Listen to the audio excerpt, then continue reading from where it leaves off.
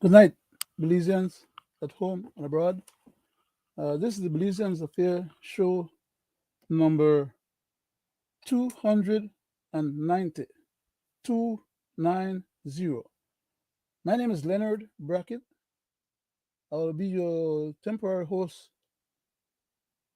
and we will follow the same pattern as we have done during the broadcast of this particular platform program. And I'll just then, Mr. Wade is not with us tonight yet, and neither is Mr. Brackett, Greg Brackett. So I'll take the liberty, in the interest of timeliness, to have launched the program at this late moment, and hopefully, if they happen to be available, they will catch up with me. But we have a time schedule for public broadcasting, and therefore we got to make the best of that particular section of time. 1.5 hours starting now. Thank you very much again for those who are tuning in uh, with us while we're still live. And thanks to those who tune in with us after the program is finished at their own convenience, and to hear what we have to offer. And we hope that tonight's program will bring some positive public benefit to those of you who take your valuable time to indulge in hearing what we have to offer. Again, my name is Leonard Brackett, and I'll just do the prayer. I'll bow my head. Divine loving Father, once again we come before thy presence, asking that thou would continue to have mercy upon us, that thou would continue to give us clarity of mind, and uh, grant us wisdom, knowledge, understanding, endurance, perseverance, and protection. Thou would grant us also the opportunity to present a worthy program tonight, and that those who hear our program would be blessed by whatever you have allowed us to imbue in our program process. We pray that thou must bless our family members, our friends, and our loved ones, each and every one of them, that knowest them by name and number. Please continue to be merciful unto them all. Please bless our country of Belize, its people and leadership. And please bless also this country of the United States of America, its people and its leadership as well. We pray that thou must bless the rest of humanity, especially those people who are in harm's way, in war zones, earthquakes, tornado, volcanoes, uh, all manner of devastation, Lord Father. Please be merciful unto them. For those who have need of food and clothes and shelter, please provide for them as well. For we ask these mercies in Jesus' name. Amen. Uh, Bridget, could you pull my door? Bridget, could you pull my door? I was gonna say something in Spanish. Could you Hi. pull my door? For me? Thank you. Thank you. I'm sorry about that. Had my main door open, and some of the other family members are back home, and I didn't want the door open while I'm broadcasting my program and disturbing them, and or having them disturb me. So sorry for that. I'll beg pardon on that particular occasion, in that instance. I don't see anyone else in the background yet, so I'll just go ahead and proceed after the prayer. We normally do a little short reading. I'll do a little reading. I'll just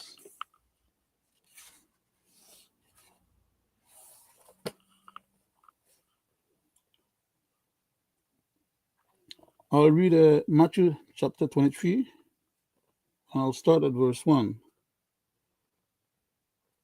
Then spake Jesus to the multitude and to his disciples, saying,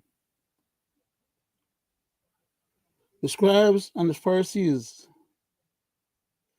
sit in Moses' seat. All therefore, whatsoever they bid, whatsoever they bid you, observe. I'll leave it at that for tonight. That's my reading. Um,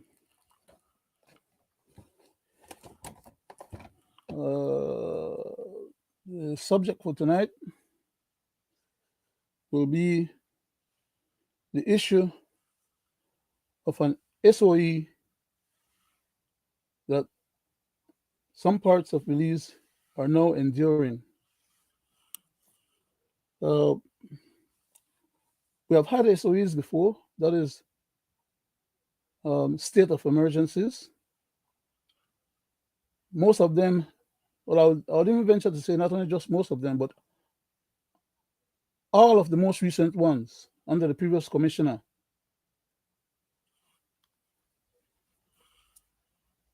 were unconstitutional and illegal. Yet they were propagated and put out in public as if they had the power of law behind them, because the law men, police officers, BDF, and others took it upon themselves to exercise those onerous powers that they were not entitled to, because only when they are authorized those powers legitimately, legally, and constitutionally is when they have the right to exercise them.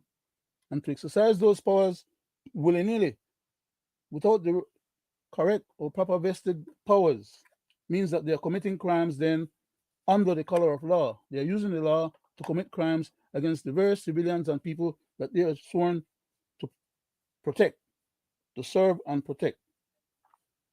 And as anyone who have listened to our particular platform and programs would know or would be aware of, it's very likely that they would have been sensitized enough to understand and know that I don't take kindly for all government or all law makers or anyone that constitute a part of our society to be abusing any powers that they claim to have and or those that they do have. And I take umbrage to any such behavior. I see um, Chairman, I had asked Mr. Uh, Gregory Brackett to be our chairman for tonight, and he's right now along with us. So, in the interest of not stepping on his toe in regards to how he wants to present the program, then I'll just yield to him. Good night, Mr. Brackett. Thank you, sir. You're welcome, Good sir. night to you, the people at home and abroad. And we thank you for tuning in to this 298th edition of Belizean Affairs. Tonight, I want to speak specifically about the teachers' strike and demonstration that will take place starting this Friday, when there should be the opening of the House. And to kick this off, let me go to the president of the Teachers Union. Is for the wider public to join the call. Our rally that was held on the 7th of February, it did yield positive results. And while many believe that a demonstration should yield for greater things and everything, it's a one step when you're dealing with unionism, and it's called due process, and you have to get ready for that.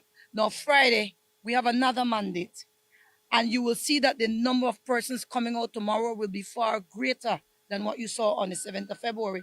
And there are a list of demands attached to our movement on Friday. So the Belizean public are of the opinion that we cannot get the government to bow. This is not about getting the government to bow.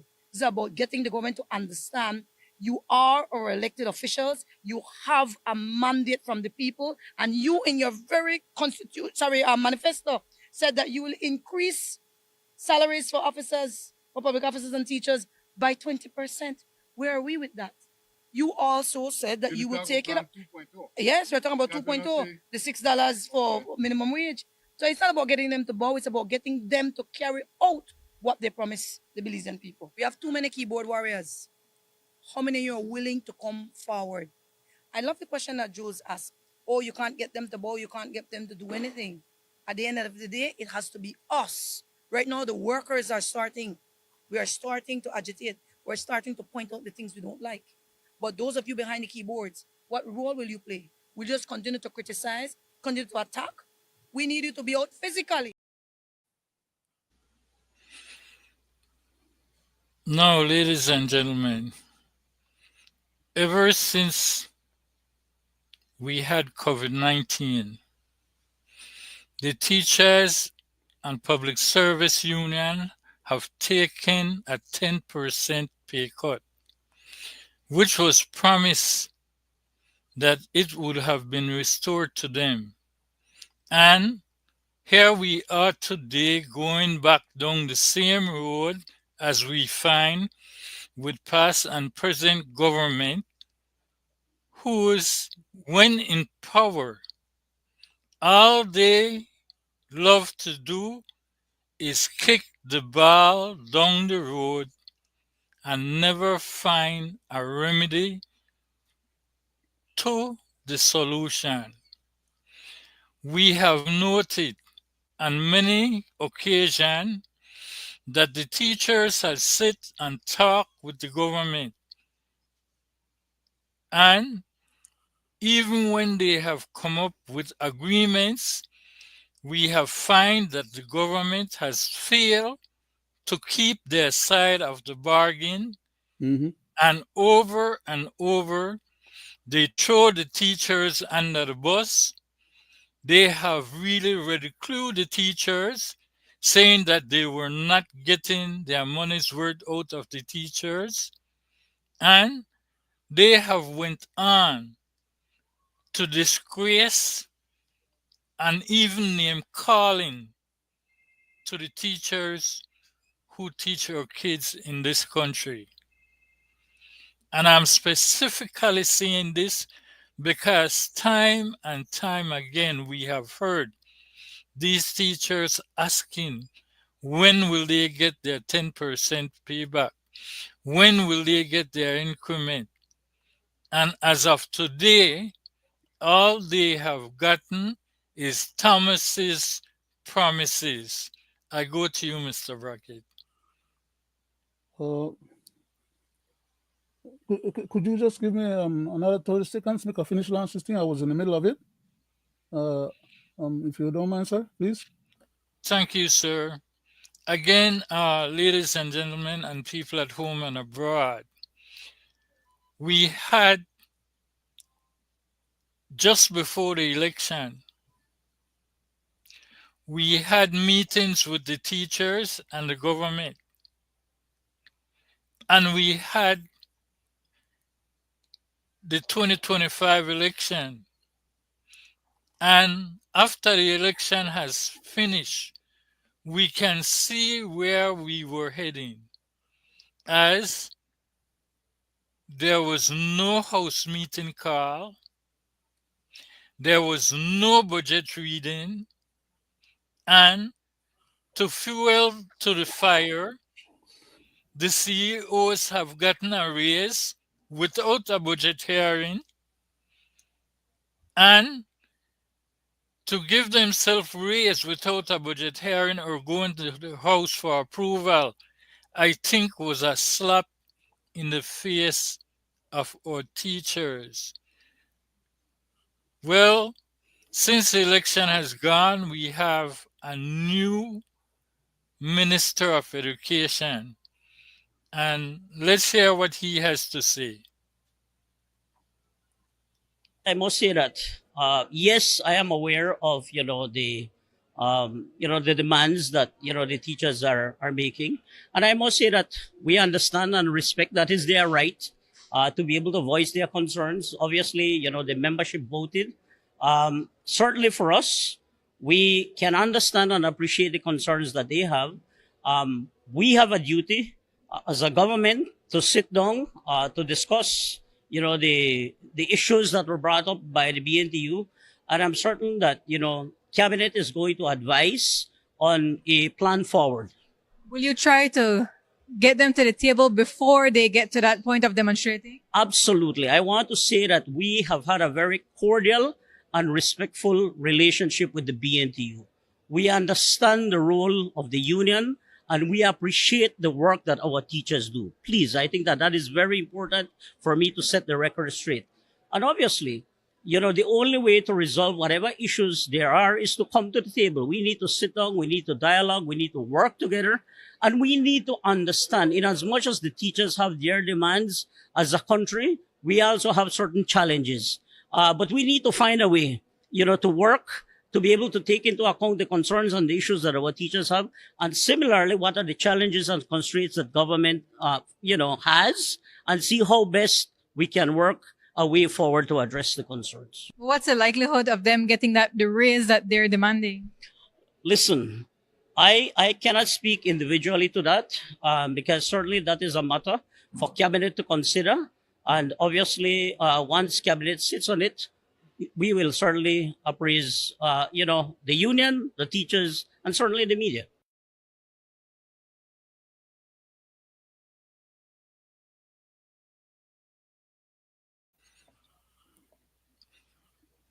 People at home and abroad, we have been down this road before, as I stated. Past and present government has shown no respect to our teachers, even though they have meetings, they sign agreements, they keep kicking the ball farther down the road. And they come and they speak a good narrative, especially a political one when they want to win election. But they never fulfill what they have signed or what they have agreed with our teachers.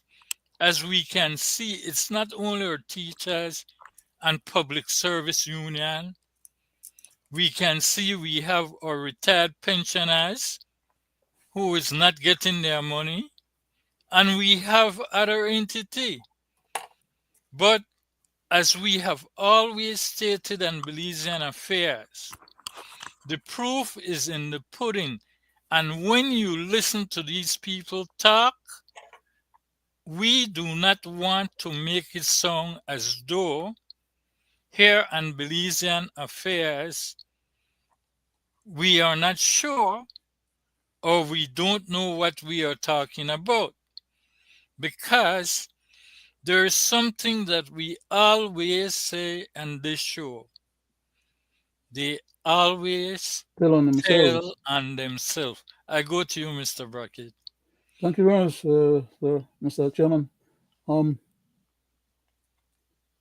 In the first instance, I'm concerned that the teachers, when the present PUP government came in on the previous term that they had in 2020, the first thing they did was to go and tell the teachers. They didn't ask them permission or they didn't negotiate with them to have it happen. They told them that they were going to deduct 10% of their salary because government was, according to them, broke.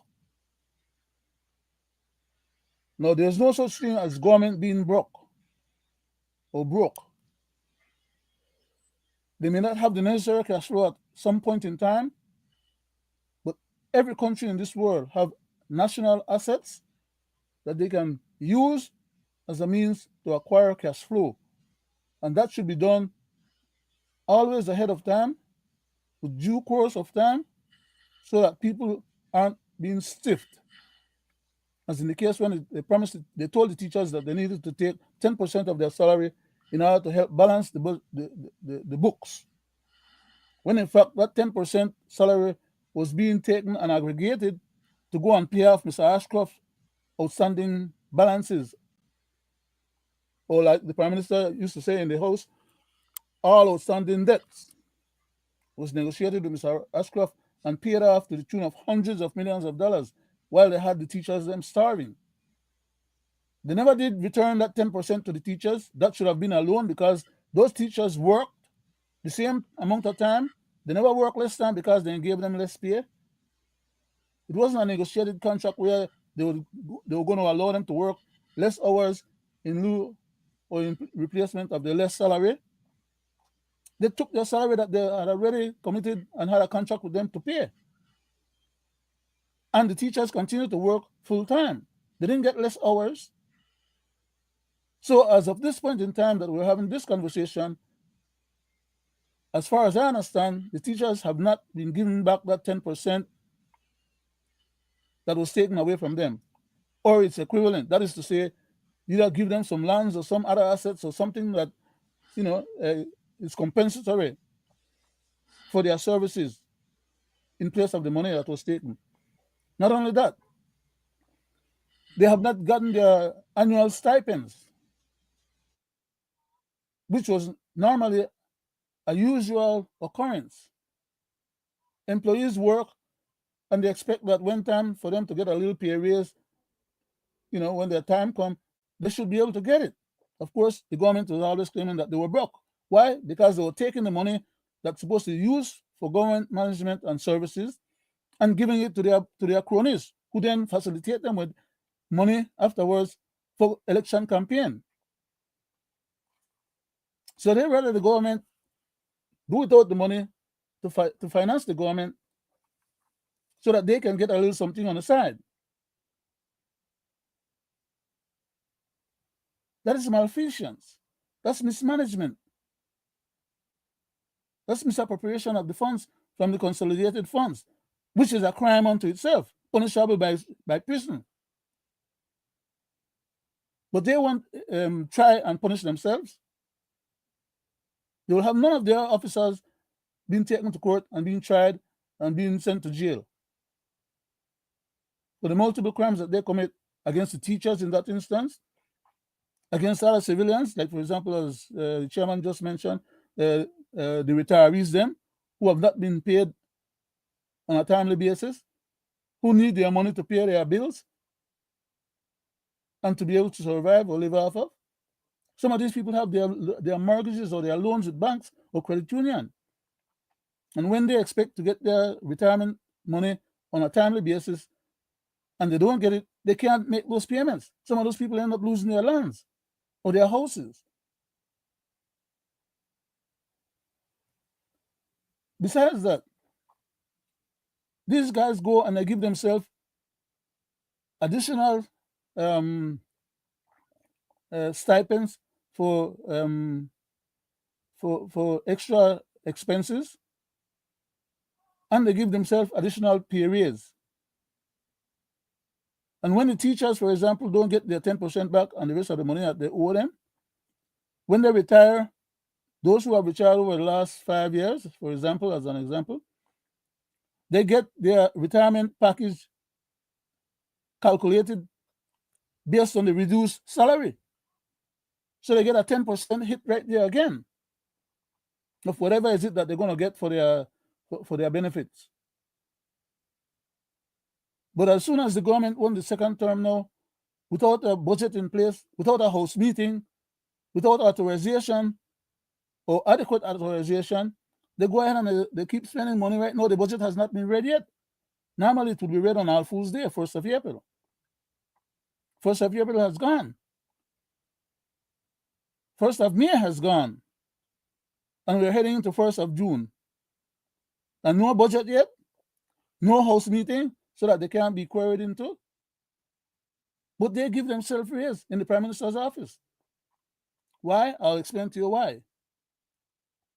The Commissioner of Police was being asked to become a CEO, and he was getting a higher pay as Commissioner of Police, and therefore they had to structure a package, a retirement, a separation package for him, and pay him as a CEO a comparable salary that he would have been getting as commissioner, in order for him to demit the commissioner's office so that Mr. Rosado could take it over. They never had to do that. They could have left Mr.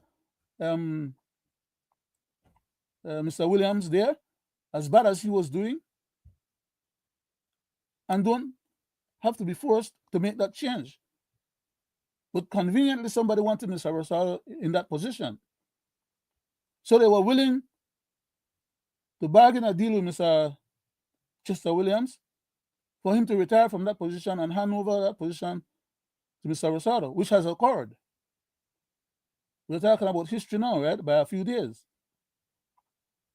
But what happened is that before that negotiation got finished for raising the commissioner's CEO position, new position, so he can get a compensation comparable to what he was getting as commissioner, it turned out that that would have put him, the previous commissioner, Mr. Williams, Chester Williams, it would have put his new CEO position salary higher than the current CEO's then salary. And so therefore, the Prime Minister's office, Ms. Neida Garcia, and Mr.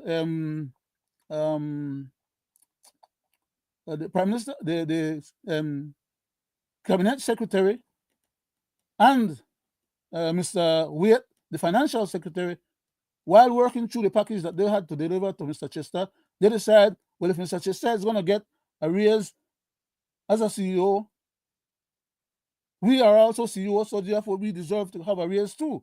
So they engineered a raise for themselves. And that is how that came about for those Belizeans who don't know what's happening behind the scene. I yield back for right now, Mr. Chairman. I have a lot more to talk about these things and about some of the other points that you brought up earlier from the other tapes. Thank you, Mr. Brackett. You're welcome, sir. Let's go to the other tape, people at home and abroad, to hear what Mr. Charles Usher has to say about it. CEOs are contract officers, and like all contract officers, their terms and conditions, or the contractual terms and conditions, are determined by the Ministry of Finance. So really that was a decision taken by the Ministry of Finance. There was some negotiation in place, like with all contract officers. And of course, you have an overall government policy that governs terms and conditions for persons in the public service. So really that is where the first area was in terms of the contract. So it's something that we have to make sure that is within government policy. Their duties and responsibilities are included in that contract, the allowances and so on. So I think that's the first part that we have to understand, that it was done by the Ministry of Finance because they are contract officers. As to the second part of your question, the response by the unions, I have said it before. I think that the letter that we received, it was a fair letter in terms of what they were requesting. We do have some fault on our side in terms of not meeting with the unions since the election. I think I've spoken to the Deputy Prime Minister, who is the lead in terms of the government representatives meeting with the union, and I mentioned to him that we have to try to sit down with all the unions so that we can have that discussion. Of course, the dialogue continues at the ministry level, Ministry of Public Service. We continue to dialogue with PSU. I know the Ministry of Education continues to dialogue with the BNTU. But we need to sit down as a group so that all of these issues can be fleshed out, all of these issues can be put on the table, and we can come up to a proper solution as to how we go forward. When it comes to the salaries for public officers, as you know, we're going through a comprehensive review of all the salaries in the public service. It's not an easy exercise. It comes out of that project, the job classification and compensation project that started some years ago and now has become a full-time unit in the Ministry of Public Service. The classification exercise is going through its round 2 phase right now, and then round 3, of course, is to look at compensation. And that includes looking at how persons in the private sector of equal posts are compensated to make sure that we get the best and the brightest in the public service.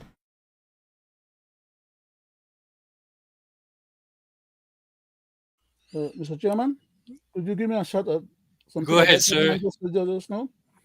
He said that that review has been going on for some time now. Okay? And it is true. It has been going on for some time now. And the people involved in that review, all the other civil servants and all the other managers and everybody else have been paid for years while that review has been going on. They want to know how we know what they know and how we can spill their beans. But we don't need to tell them how we get to know what we know. What is our source and methods? The reason why, if they ever get to find out or get to know, they'll try and shut it down. And it is not for them to be able to gain awareness, knowledge, understanding, or capabilities to be able to achieve that objective. That is to shut us down from knowing what they know and anticipating what is it that they're after. The bottom line is that for all these years that they have been paying those individuals to do those studies, by now they should have completed those studies. It is incredible to believe that it's going to take them another few years probably before we come to the finality of that process. And some of these individuals who should have been compensated would have been dead and gone. While this knucklehead keeps sucking the milk out of the bottle, fattening up themselves, and don't produce the outcome. It shouldn't have to take more than a few months to do any kind of analysis like that. They have all the ability, they have all the personnel 24 on staff, 5 days a week. They could do the job. I would say that if the government really wants to stop making excuses and just do the job, they have already been paid to do it, and they're going to be paid again to do it. Let's just go ahead and get it done. But it's unconscionable for them to be making excuses after excuses after excuses while they are collecting their salary under false pretense, because they are collecting salary for the job that they're supposed to be doing and not doing it amounts to stealing. It amounts to taking money under false pretense, which there's a law for that too as well. Embezzlement. They should go to jail. So I don't want to hear no excuses and no crybaby stories and while the people are suffering without their money. Those people need their money. So if you can't come up with money to settle past accounts, you shouldn't be taking any of the new money right now for yourself to raise no salary. Let that money go towards the people who are salary have been docked for a long time and are sitting in line waiting for their turn. You can't take the money up front because you are the one that is responsible for it or the caretaker of the money and give yourself raiser salaries. Like you said, that matter started out in cabinet, in the Prime Minister's office. As I had mentioned earlier in the first comment that I made tonight, I know what's happening there. We know their business, and we keep telling them that we know their business. And still they're not making any effort to say, well, secure the possibility of people not knowing their business. They're not only just we know their business. A lot of other agents and people in our country know their business, because that's what those people job is, to know their business. But it's not only just about knowing the business. The Prime Minister's office needs to do its job. Stop playing around with the numbers and make sure that whatever money comes into the treasury, it is spent and allocated first and foremost to the urgent and critical needs of the country. Mr. Chairman, I have a lot more to say, but these different subjects, we need to take them on maybe like one every night and just deal with them more substantively, more in detail. Because there's too much going on right now in the country, and it's unfortunate that if we get too deep into any one particular point, some of the news is going to get stale and we will not be able to adjust them or deal with them concurrently. Thank you very much, sir. Thank you, Mr. Brackett. Let's hear what Mr. Flowers had to say. People at home and abroad, I think this is what fueled the fire when the CEOs took a raise. They did not get approval from the House. In fact, the House has not met. You are correct, Mr. Brackett. It's crazy. And this is not the first time that this has happened. Crazy. It has happened before. They were called out and they squashed it. But now here they go again. PSU president says that even if the government can't raise it for everyone, they owe it to the public officers at least. Pensioners have not seen an increase for decades. But the cost of living gone up, inflation is up. So people get pushed down in poverty, while those at the top, like Stuart Leslie and his crew, and those that finance these political parties who continue to evade their tax obligations. We need tax reform. We need an increase in threshold for public officers, for laborers, for workers. We need the government to increase the minimum wage to at least $6. And if they can't do it for everybody because they're wrapped up in bed with the private sector, then do it for public sector workers. Don't tell me that there is no money. You asked for the job. You asked to be elected. You said you can improve the lives of Belizean citizens. Then do it. It is not my duty, even though we've sacrificed through the cost savings and revenue enhancement committees over the last 10 years to help successive administration to improve governance. We did not get elected to do that, but we've done it. And so we're saying to this administration, done away with the excuses. If you can't do the job, then get people in place who can do it. And the demonstration is... So there you go, people at home and abroad. I believe that our teachers who have sit over and over with past and present government, this present government has worked with our teachers against the past government and promised to do an enormous lot for these teachers, but we have yet to see it.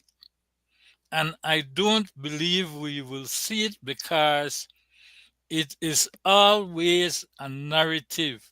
As I said before, the teachers have sat with them, they have signed agreements, they have come up with agreements, and nothing has ever been done to support what the government side said to the teachers. I go to you, Mr. Brackett. Thank you very much, Mr. Chairman. Not only are they blaming the teachers for the education levels that we have in the country while they're not providing the financial support to improve it, they're going abroad to foreign entities and complaining to foreign entities that our teachers are not up to snuff. That is, in other words, to try and lobby for some more funds to increase the educational standings in the country. But when they get the funds, they repurpose those funds to other objectives. So they throw the teachers under the bus internationally to save their own face and mismanagement and malmanagement. And even when they get funds, they don't apply it to the solution of the problem. They were promised a little money the other day, and because of the change of government here in this country and the attitude that they have towards foreign assistance, now they might be claiming that that's the reason why they can't put a budget together, because that foreign assistance that was promised to them was already included in the budget, and that's a big hole that's going to be put in the budget.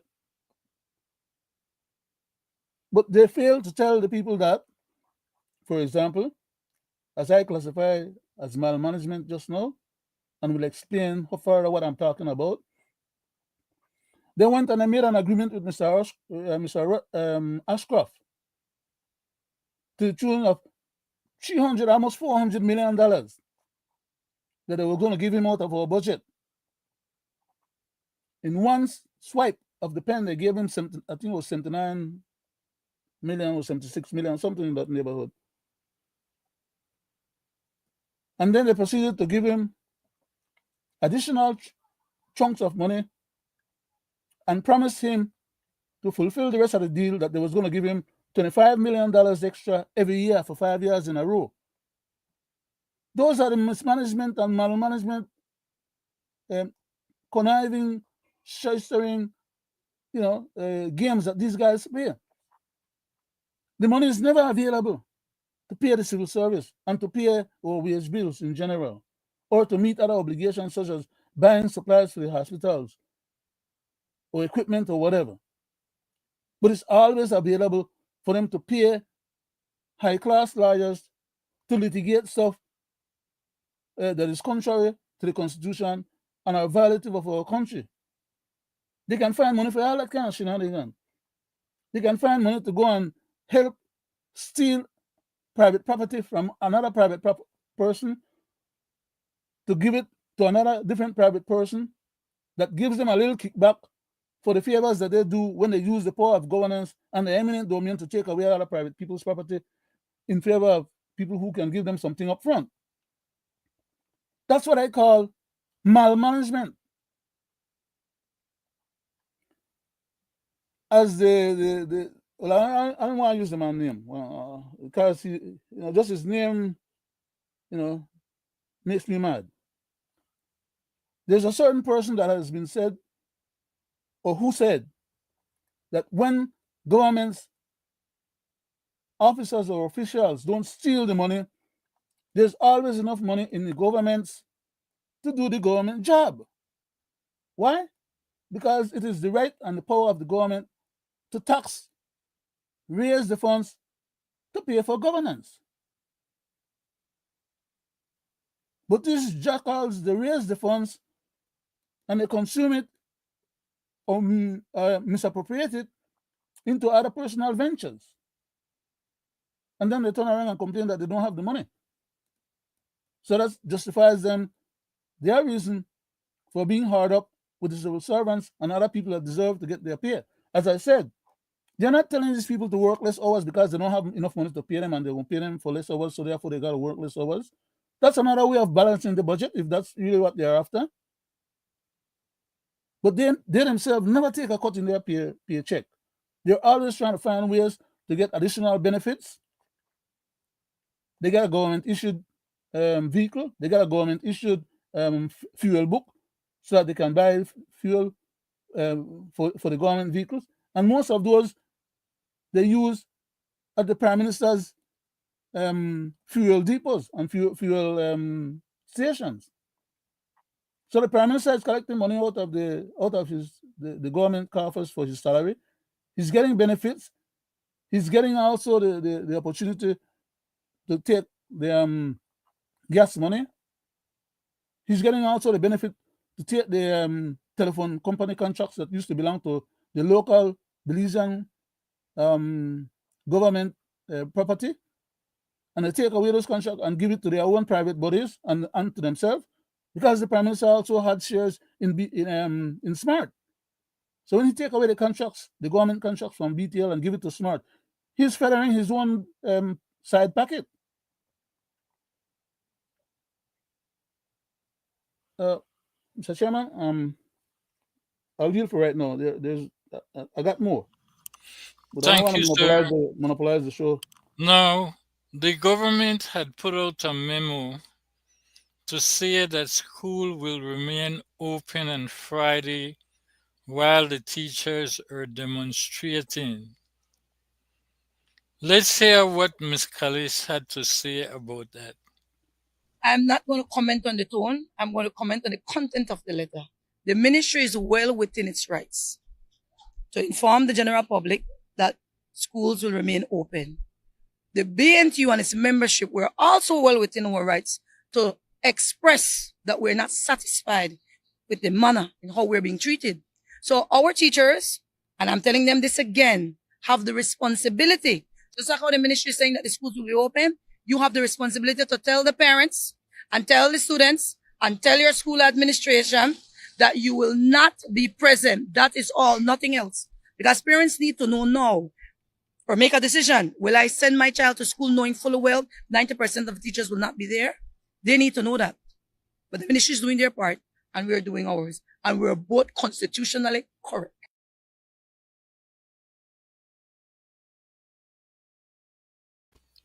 Mr. Brackett. Yes, sir. Now you see the memo the government put out.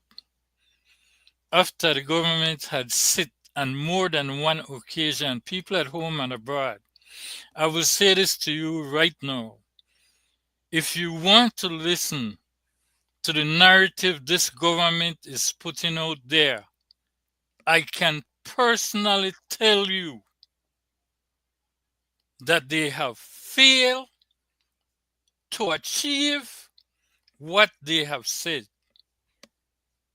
And I'm saying this to say that they always tell on themselves, because the tape I'm about to play I want you to hear what the Deputy Prime Minister had to say when he boastfully said this to Mr. Barrow when he was the leader of the opposition. They even went on to say that under the present government, the teachers will never have to have a strike. But let's not hear it from me. Let's hear it from them so that you, the people at home and abroad, can see what type of people in government we are dealing with. Let's go to the tape. Of Belizean workers, including teachers. And more importantly, we solved the problem the United Democratic Party was unwilling to solve. Because you come here like Columbus, like you have all the answers, and you discovered America. But you didn't. Because we were right here, long before he came. Because this government recently solved that 16 or 18-year-old crisis that was facing teachers in particular. We could not sign a collective bargaining agreement with teachers and public officers for 16 long years. How many years under the UDP? The vast majority. All 13 under the UDP, because the then government refused to agree to pay the 30% pension that are due teachers who were working in denominational schools and who were struggling to get their pension because the churches could not pay. So you had teachers for decades being unable to collect their full pension upon retirement, because these schools, these denominational schools, teachers get 70% of their salaries from the government. The churches pay them 30%, and when it's time for retirement, they should get the 70% from government and the 30% from the churches. That wasn't happening. So you've had hundreds, if not thousands, of teachers who upon retirement were unable to get their full pension benefits.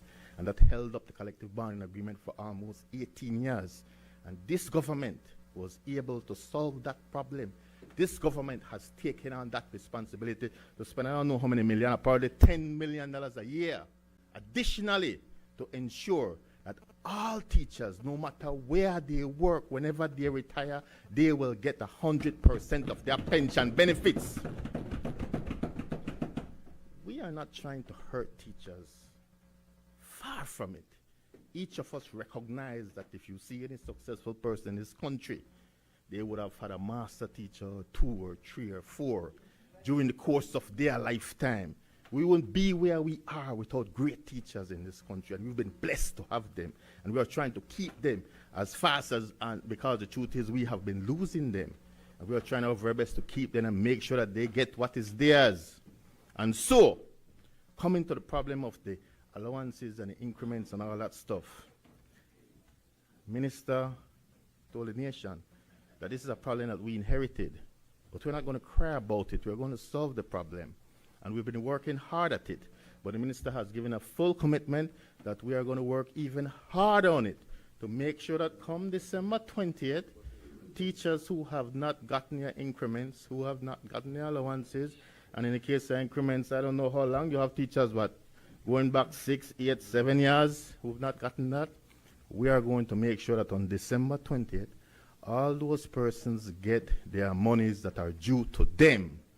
And that's a very, very firm commitment. So I'm sorry to disappoint you, sir.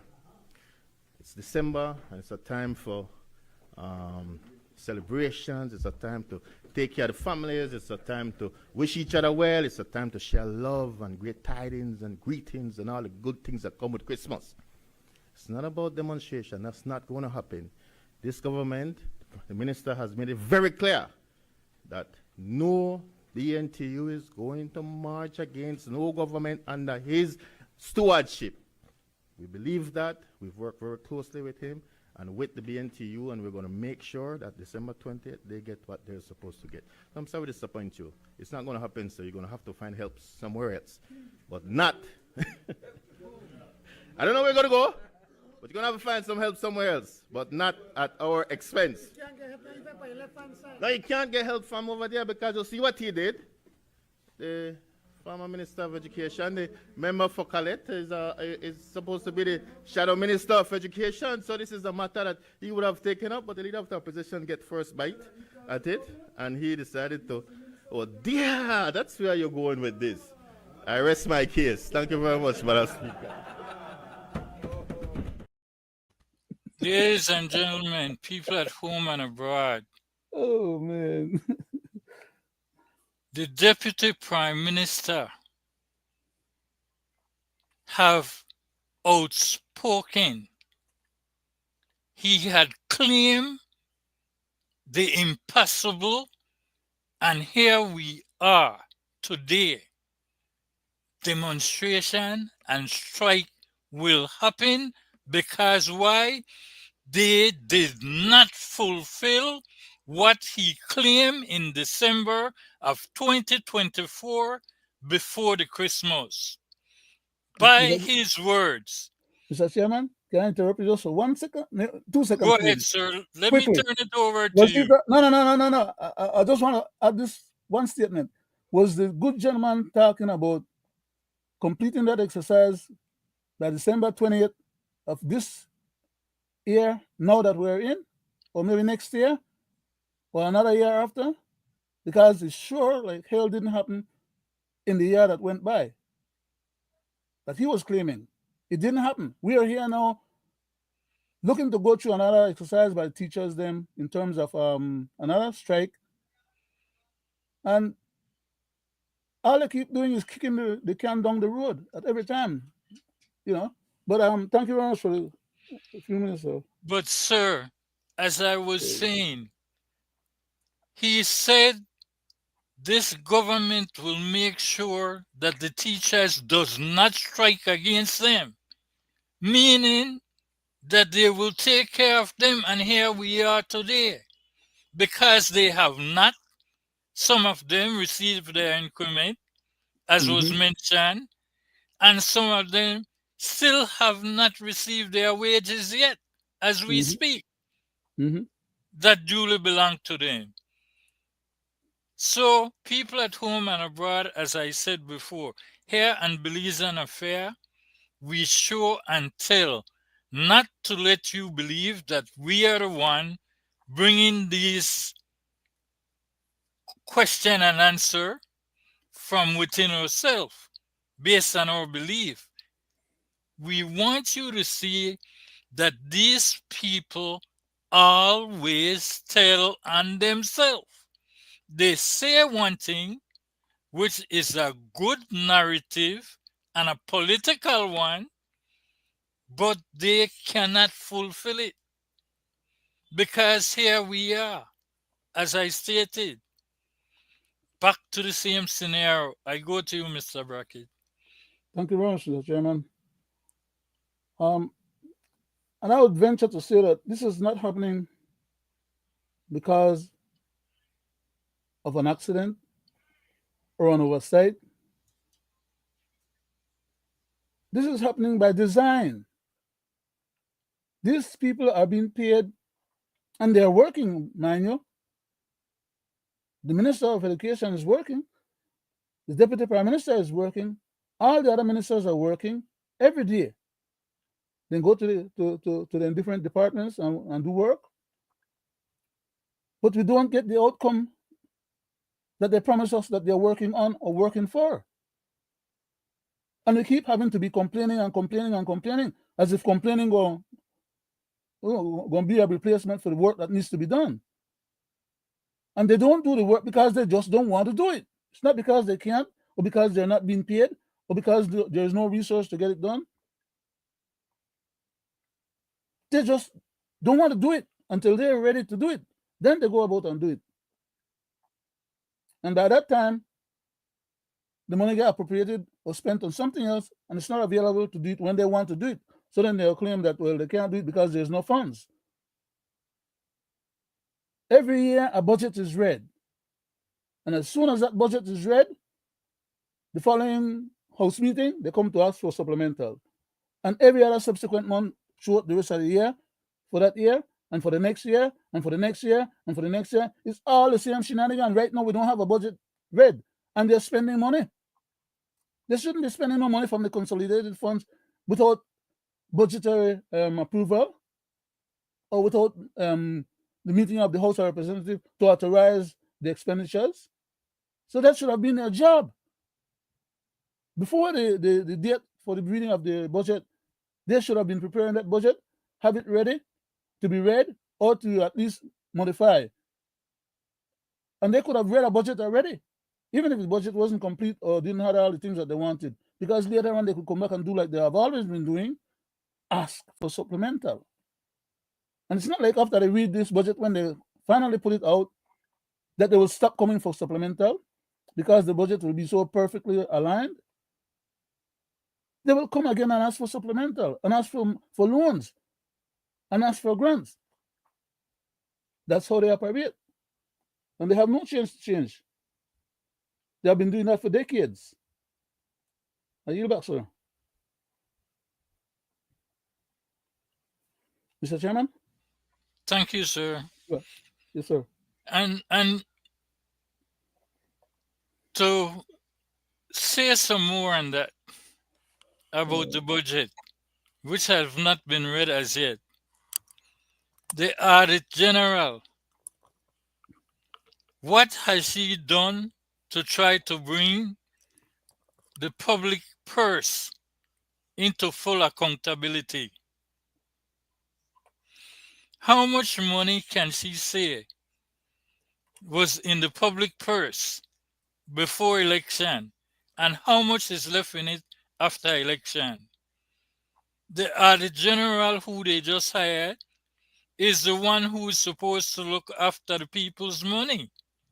But we haven't heard anything from her as yet. I believe the Audit General will be what they call a ghost worker, because it might take some years before we hear what he has to say pertaining to the public funds. I go to you on that, Mr. Brackett. On that point, sir, Mr. Chairman, maybe it shouldn't have to take a year for her to get up to speed to produce any of those reports. Why? Previously, she was working as a deputy auditor general. We forget? She was working as an understudy of the previous auditor general. So therefore, she should know where those numbers are, and she should be able to produce some information to the House. But the Prime Minister is not going to venture into putting pressure on her to produce that information, to lay it on the table in the House.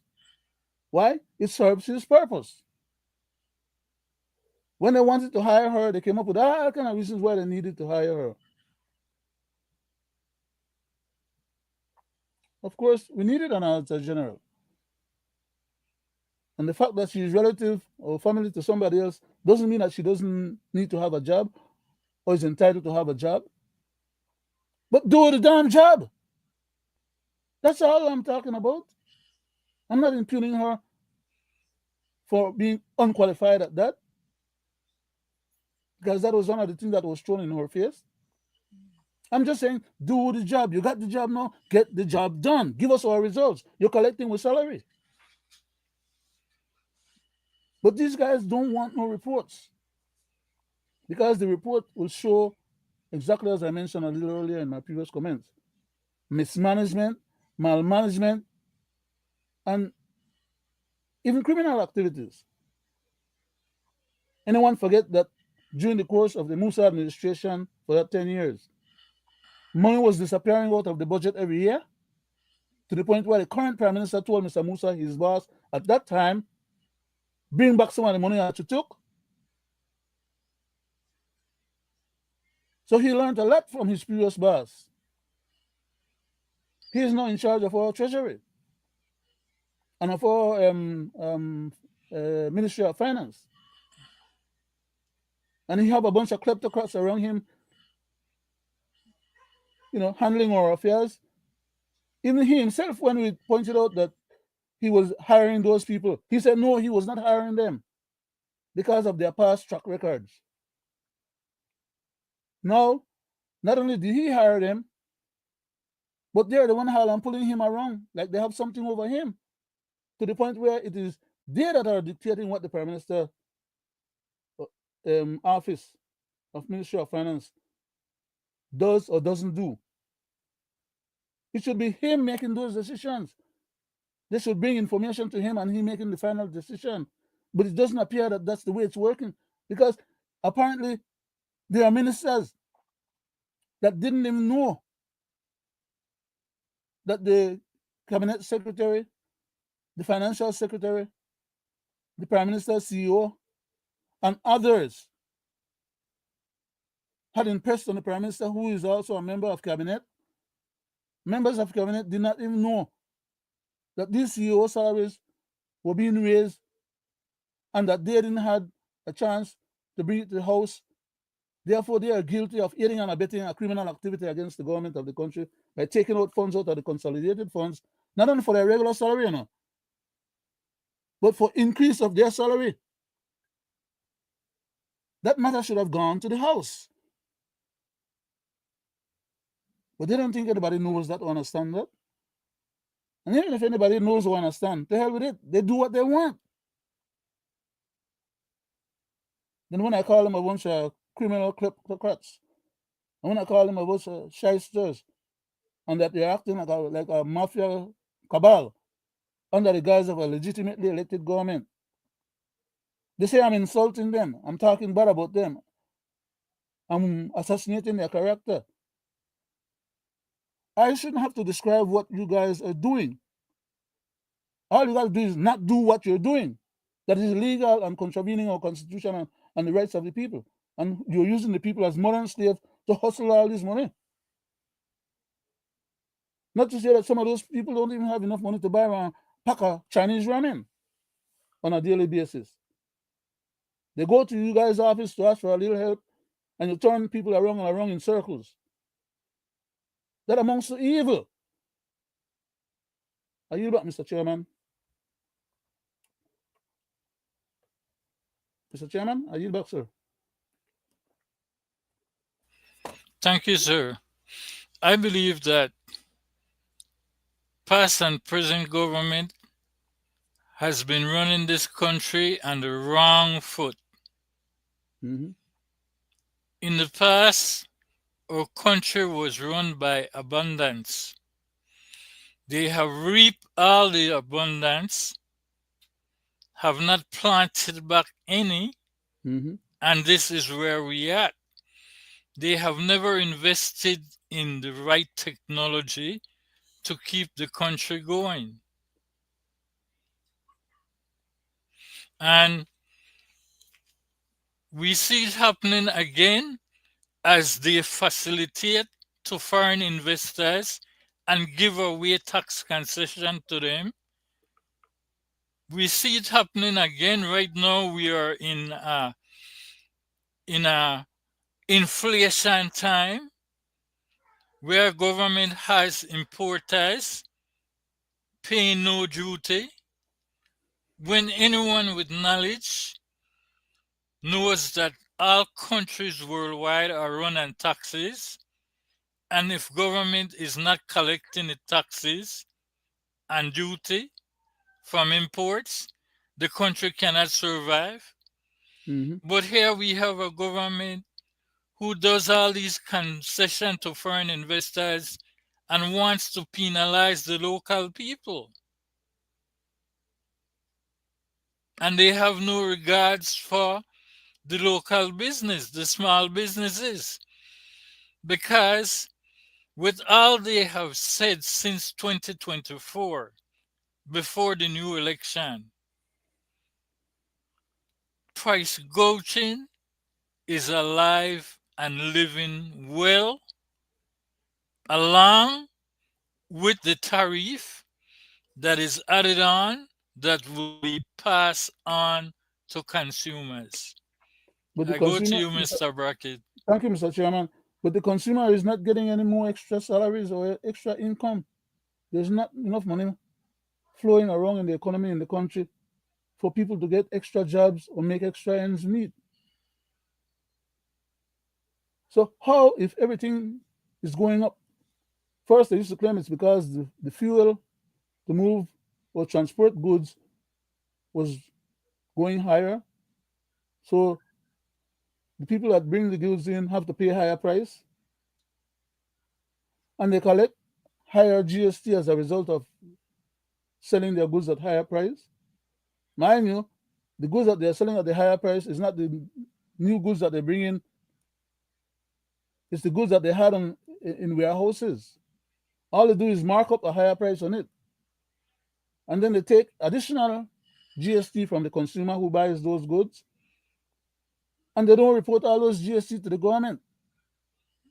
So the consumer is getting ripped off, the government is getting ripped off, and then when you tell the government what's happening, they turn around and say, well, they go out and sit down with the people, them, had a little margarita, discuss the matter, and as far as they are concerned, they don't think that the people are ripping us off. Now, they're supposed to be the ministers of these different government departments are supposed to look out for the well-being of the country as a whole, both on behalf of the merchants as well as the consumers. But they don't have no best interest at heart on behalf of the consumers, because the consumers don't give them as much money as these merchants give them. These merchants, they pool their resources together, they have donations for political campaigning, and then it looks like a lot of money to any one politician, and they take that money and suborn the powers and the interests of the population and the country and the powers of governance to the will of these people who are giving them the little side money for their campaigning.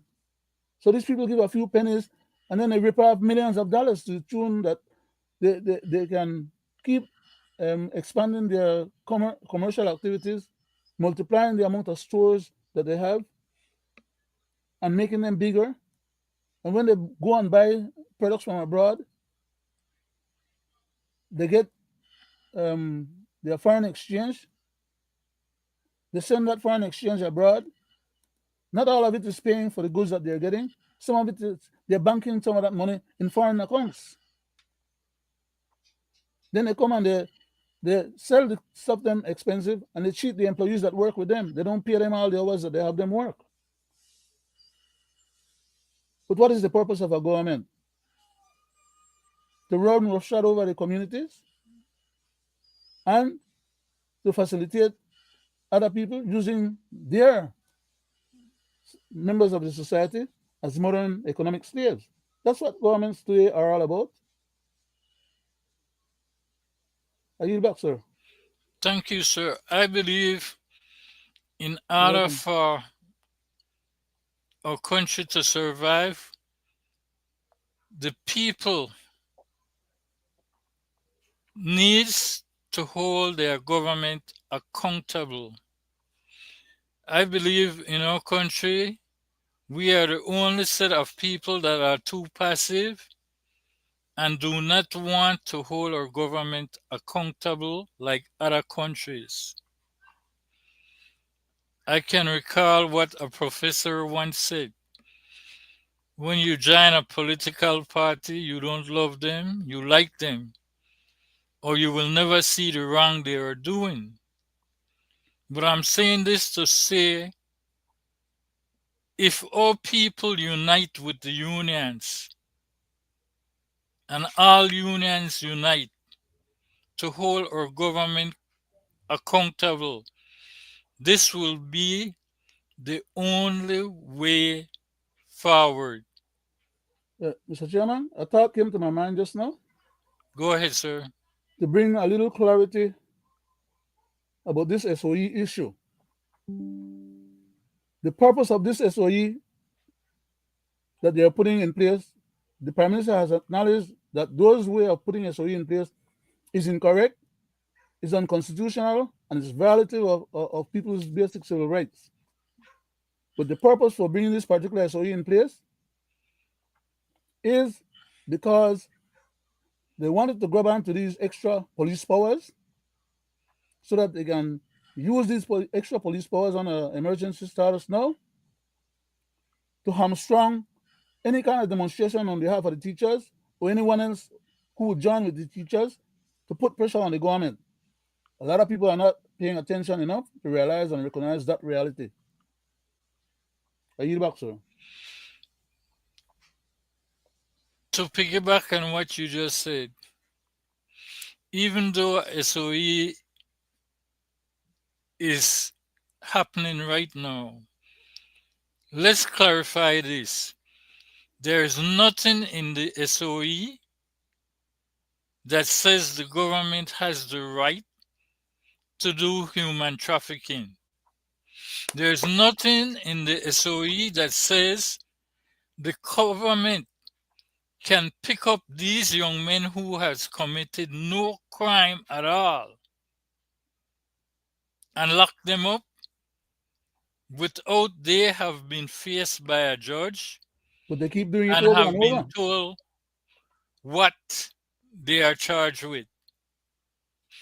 And this is why I'm saying that we the people needs to support our union and hold our government accountable. Let me go to a video to show what unity is when Mr. Chairman, people Mr. Chairman, stand together. yeah, Mr. Chairman, Yes, before you do Mr. that, Brackett. can you allow me to interject on a little piece of reading? I know that particular video is going to be very good on top of what I want to read, and it will add substance. No, could Go you allow ahead, me like sir. 3 minutes more or less? Go ahead, sir. Okay, thank you, sir. Where do I find stuff? Okay, I want to read. Oops, oh man, shucks. Hold it. Okay, it's not too far. Yeah, I had it already for me to read, and my finger crossed over the stuff, and then it made it went wild. So now I got it. I'm back. Thank you. Oh man, I'm glad. This portion of the Belize Constitution that I want to read is section 18. It speaks about provisions for periods of public emergencies, which is what is being declared currently. Not over the whole country, by the way, or not in the areas where they have the drug crisis going on and the killings going on, but in the area where the black people live. In other words, it's just another suppressive means. Keep them under pressure, suppress them, and don't let don't give them a chance to breathe. Section 18 of the Constitution of Belize, I think it's in part 3. Let me see, part 2, part 3. I think it's part 2. I don't remember, but I don't want to go search for the. I just want to read the particular section. It says, Section 18, subsection 1 reads as follows. In this part of the Constitution, section 18, for example, periods of public emergencies in quotation, meaning what we are discussing as SOEs, it means any period during which, and the paragraph A says that if Belize is engaged in any war. Can anybody tell me if Belize has a war going on right now? I don't need an answer. It's a rhetoric question. It's an ask and answer question, by the way. Or, for example, under paragraph B. And why the reason why I'm reading this is to try and explain to the general public, those of you who hear our programs, in terms of what constitutes an SOE, other than just 2 letters and 3 letters, SOE, or 3 words, state of emergency. The Constitution spells out what it is, how you recognize when one is justified or exists, or how you go about getting that classification validated. And that's the reason why I'm reading this particular portion. I won't be able to read everything that relates to it, but I'm just asking the chairman to allow me to indulge in reading a part of it so that people can get a feel for what we're talking about. And then under paragraph B, it says, or, for example, another situation, when there is enforced a proclamation by the Governor General declaring that a state of emergency exists. Now, mind you, that what I just read there in paragraph B have qualifiers to it as well, right? Because it's not every time that the Governor General authorizes an SOE, it means that it's legal or constitutional. Belizeans at home and abroad, bear that in mind. Okay? Maybe not tonight, but some other nights we'll get into it and I will probably clarify further what that statement means or signifies, or what the Constitution says about that particular statement. That is that not everything that the Governor General assent to is constitutional, and if it's not constitutional, it's unconstitutional, and if it's unconstitutional, according to our Constitution under Section 2, subsection 1, if any other law is inconsistent with this Constitution, the Constitution of Belize, then to the extent of the inconsistencies, that other law, okay, is to be considered and or ruled as null and void. Every time we have our Friday night discussions on the Constitution, I keep repeating that because I want people to drill it in their head and recognize what those words mean, how it applies to them on a daily basis. Section C or paragraph C says there is in force a resolution of the National Assembly which hasn't met yet since the last election. Okay, so there's no resolution from the House to declare a state of emergency, declaring the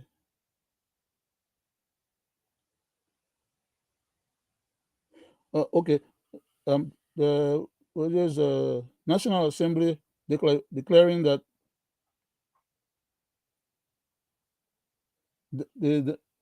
declaring that democratic institutions in Belize are threatened by subversion. Do we have any democratic institutions in Belize that are threatened by subversion right now that would justify an emergency declaration, an SOE?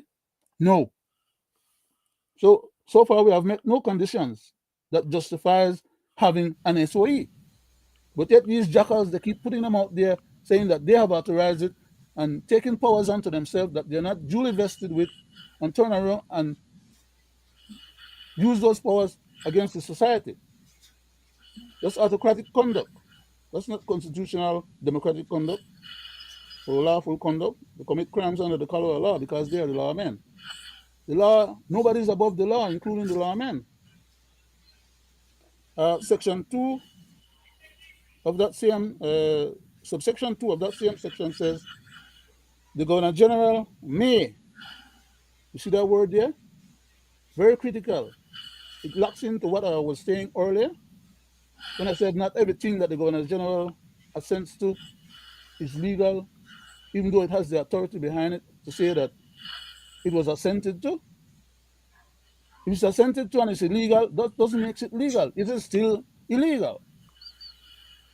The Governor General may, by proclamation, which shall be published in the Gazette, declare that a state of public emergency exists for the purposes of this part. For example, while she has the power to do that, there are conditions on the exercise of that power that negates the use or an exercise of that power as being valid or constitutional, because she still has to comply with what the Constitution demands as part of its principles and precepts, right? Constitutional principles and precepts. Under subsection 3, it says, a proclamation may be made by the Governor General under subsection 2, which we just read above, of this section, which shall not be effective unless it contains a declaration such as under paragraph A of this section, subsection 3, reads as follows. I'm going to quit in a little while, Mr. Chairman, because I asked you for 3 minutes and I think I've already passed that. And as paragraph B, it says that a state of war between Belize and another state is imminent, or that a public emergency has arisen as a result of the what of the concurrence of any what, earthquake, for example. That's a major catastrophe, right? Or a hurricane, another major catastrophe, or a flood, right? A major flood, not a minor flood, not just a little couple of streets being full because the rain fell down overnight and it was heavy. Or there's a big fire, like they had the big they never declared an emergency when they had a big fire by Sleeping Giant that went on for days and weeks and months. That was a major emergency and they didn't declare one. It didn't serve their purpose to suppress and oppress the particular sections that they like to do that for. Or there's an outbreak of pestilence, such as what we had with the COVID, for example, an outbreak of infectious disease, or other such calamity. You see the word that is used there? Calamity, devastation, major crisis. That's when you put a state of emergency in place. You don't take your police officers them and use them in a state of emergency category because you don't want to use them as just regular law officer or lawmen to go and do their job, which they are authorized to do currently, and they have powers, police powers, that grant them the opportunity to go and arrest any offender of the law. No, they want to empower these gentlemen with the power of the law to go and commit crimes under the color of law and be immune from prosecution. That's what it's all about. But, Mr. Chairman, there's a lot more to come on that. I can't go on any further. I think I've belabored my points and abused your time that you gave me. On some other occasion, we'll further that discussion. Thank you very much, Thank sir. you, sir. As I explained to you before, the state of emergency was made under Section 18(2) of our Constitution. 18.2 has limitations, Mr. Chairman, which is what I pointed out earlier when I was reading it. And I don't have the time, like I said, to go into the rest of it to show where the clarifications are for those limitations. But we could take it up on Friday again, and we still have a little bit of time. Right, because Section 18(2) have its own specifics. And I'm looking at it in front of me. Okay. Under Section 18(2), the Governor General may, by proclamation which shall be published in the Gazette, declare that a state of public emergency exists for the purpose of this part. A proclamation made by the Governor General under subsection 2 of this section shall not be effective unless it contains a declaration that the Governor General is satisfied. And Shall not under be Section effective. 2B, Mm-hmm.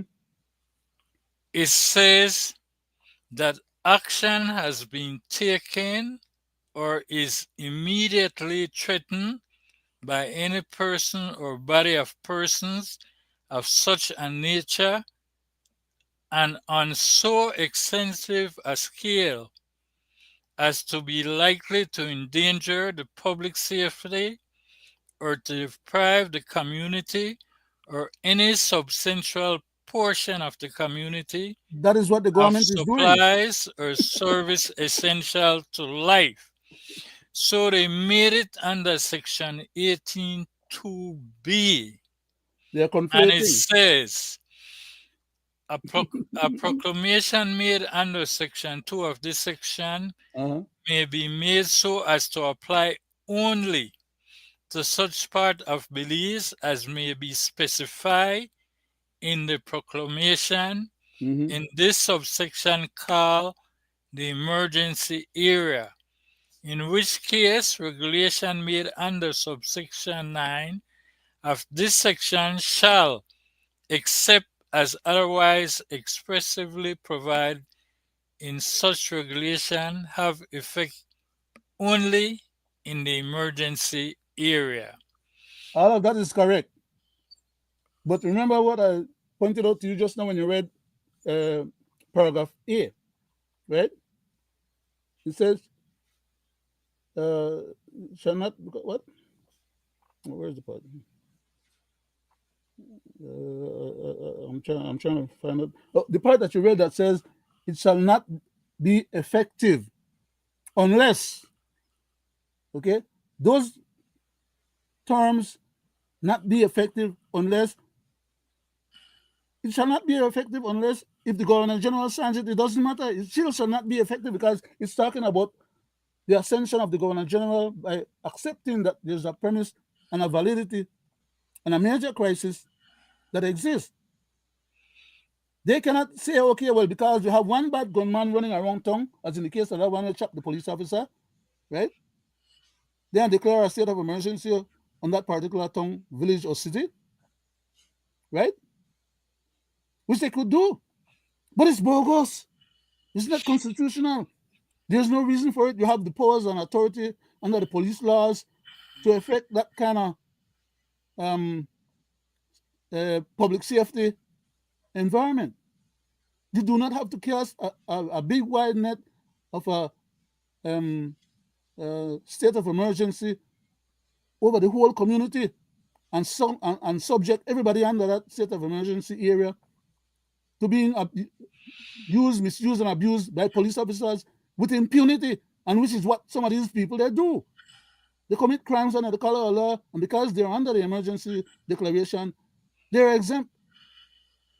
That is wrong. That's my point. Mr. Chairman. Your point, sir, is well. Your point is well taken. I'm belaboring. Because even when I read that, and it is well put together and signed, mm-hmm. the violation that comes from them that is unconstitutional still remain is there is nowhere in the SOE that specify or give the police the right to pick up anyone who has not committed a crime and treat them as though they have committed a crime. So that is the part that will make it unconstitutional, because they are not a body of young men running all over the city with guns blazing. No. So and Section B speaks of that. And when they're exercising these SOEs, it's not like they're in perpetual motion to try and resolve that issue. The SOE is just always like what the Prime Minister says, to collect all these people out of their community and send them up to the jail to go and sit down and cool off for a few months. That's a violation of our equal protection law. I call that human trafficking as well. And then there are other parts under of the Constitution that says that they're not supposed to take people into custody without giving them a chance to talk to their lawyers. Within 7 days. Which these guys, they forbid. Within they don't have 7 no days. To stop nobody from talking to their lawyer. Within 7 days, they are supposed to go before a tribunal and tell what charge they have. They send them up to Hattieville for 30 days incommunicado, okay? The families, the parents, nobody can go. They're doing the same thing like what Bukele doing, okay? And they're talking craziness that we are a society of law. Still, no. We have long since stopped being a society of law. But, Mr. Chairman, we have come to the end of our program. Sir, I wanted to ask you a question quickly. Did you want to have any comments on the news of the day? 5 minutes? Not at this time. Because I think we will take that up probably on Friday before you start, which is Constitution Night. which will tie into exactly the Constitution and what happened Because as a portion why of I our asked the news. question is because I had a specific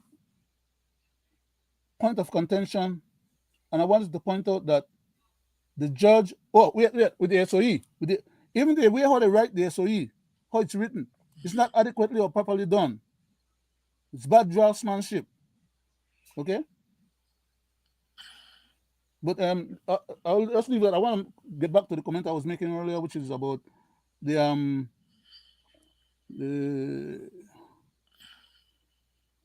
what was the point I was saying just now before I gone back to the SOE?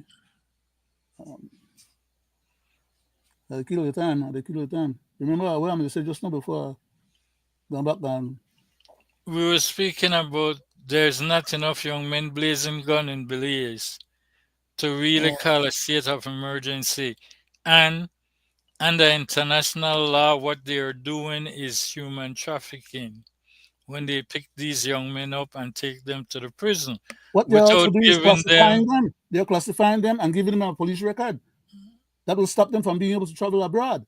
That's a violation of international law as well as But the it person's basic also rights. caused the police to be profiling. Yeah. Because again, when you are specifying that you know who you're looking for and you will look for them even if they're riding motorcycles, then you are saying, you are telling on yourself. Because time and time over, They're being arbitrary and capricious, Mr. Chairman. time and time over, they specify they know who they are looking for. Exactly. But yet they are not the one who has been picked up. They are targeting every young man that live in certain area. And that's You know? unconstitutional and incorrect. That's not proper police activity or behavior. Anyhow, I yield back, sir, and for closing up, no? Thank you, Yeah, I've sir. gotten there already. We thank you to Nice program. people. Nice program, Mr. Chairman. Thank you, sir. We thank you to people for tuning in tonight to this our 298th edition of Belizean Affair. We hope that what we have presented tonight will enlighten you and what is happening in our country, especially when it comes to our teachers. Mr. You Chairman, know, there was a point where he was about to play our thing and ask you for forbearance to read that part of the Constitution, not so the people can see for themselves or hear for themselves what the Constitution says about these people and behavior. Going back to that, I was about to play a tape to show what unity is, and I was specifying that I hope that the Belizean people will support our unions and support our teachers to hold our government accountable as other foreign countries do. Once again, the Green March brought out thousands of people to demand that the authorities put an end to corruption and impunity. This is a civic movement to demand that they give back the money they have stolen and that they implement policies for quality education, healthcare, housing, and jobs with respect for the environment. The march is also demanding a cap on fuel prices and the protection of natural resources, and it opposes a constitutional reform that would allow the president to stand for re-election. We say absolutely no to this spirit reform that will allow the re-election of President Danilo Medina, who clearly wants to perpetuate himself in power, that undermines the democratic rights of the Dominican people. The demonstration, called the Green March of the Kibao, aimed to revive the civic protests that have been the hallmark of this movement. The Dominican Republic is going through a major crisis, which is political, economic, and cultural. The ruling Dominican Liberation Party is sinking this country. It has plunged us into debt. More than half our GDP now goes to pay the external debt, which had become the eternal debt. The march brought together opposition leaders, students, social movements, and civil society groups. The Green March says it will stay in the streets until it puts an end to corruption and impunity and prevents this constitutional reform that could give President Danilo Medina a third term in office. Once again, Looks like everybody's trying to take extra terms, Mr. Chairman. Right, Everybody wants to be a dictator. I remember right. hearing one person say they would just like to be a dictator for one day, and they turn around Well, and had 2 terms, and they still want to continue to be a worse dictator than they have ever been before then. A bunch of jackals, man. would you like to say anything for the closing, sir? That is my closing, Mr. Chairman. Okay, well, we thank you, the people, again for tuning in, and we hope to see you on Friday when it is Constitution Night. With that, we would like to say good night to you.